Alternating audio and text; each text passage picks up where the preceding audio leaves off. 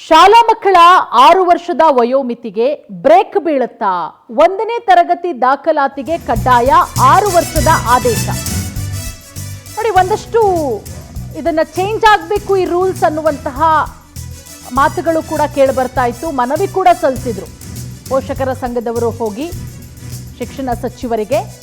ದಾಖಲಾತಿಗೆ ಕಡ್ಡಾಯ 6 ವರ್ಷದ ಆದೇಶ. ಇವತ್ತು ಸಚಿವ ಮಧು ಬಂಗಾರಪ್ಪ ಮಹತ್ವದ ಸುದ್ದಿಗೋಷ್ಠಿ ಮಾಡ್ತಾರೆ. ಇವತ್ತು ಮಧ್ಯಾಹ್ನ 1 ಗಂಟೆಗೆ ಸಮಗ್ರ ಶಿಕ್ಷಣ ಇಲಾಖೆಯಲ್ಲಿ ಮಧ್ಯಾಹ್ನ 1 ಗಂಟೆಗೆ ಪ್ರೆಸ್ ಮೀಟ್ ಇದೆ. ನೋಡೋಣ ಏನ್ ನಿರ್ಧಾರ ತೆಗೆದುಕೊಳ್ತಾರೆ. ಆ ಮನವಿಯನ್ನ ಸ್ವೀಕಾರ ಮಾಡಿದಾರಾ? ಪೋಷಕರ ಸಂಘದವರು ಒಂದಷ್ಟು ಒತ್ತಾಯಗಳನ್ನ ಮಾಡಿದ್ರು. ಈಗಾಗಲೇ ಎಸ್ಸಿಪಿ ಸಮಿತಿಯಿಂದ ರಾಜ್ಯ ಸರ್ಕಾರಕ್ಕೆ ವರದಿ ಸಲ್ಲಿಕೆಯಾಗಿದೆ. ಇದೀಗ ಎಸ್ಸಿಪಿ ಸಮಿತಿ 5 ವರ್ಷ 10 ತಿಂಗಳಿಗೆ ಶಿಫಾರಸು ಮಾಡಿ ಆದೇಶವನ್ನ ಹೊರಡಿಸಿರೋದ್ರಿಂದ ಇವತ್ತು ಮಧು ಬಂಗಾರಪ್ಪ ಅವರು ಮಹತ್ವದ ಸುದ್ದಿಗೋಷ್ಠಿಯನ್ನ ನಡೆಸ್ತಾ ಇರೋದ್ರಿಂದ ಮಧ್ಯಾಹ್ನ 1 ಗಂಟೆಗೆ 6 ವರ್ಷದ ವಯೋಮಿತಿಗೆ ಬ್ರೇಕ್ ಬೀಳುತ್ತಾ ಏನ್ ನಿರ್ಧಾರ ತೆಗೆದುಕೊಂಡಿದ್ದಾರೆ ಶಿಕ್ಷಣ ಸಚಿವರು?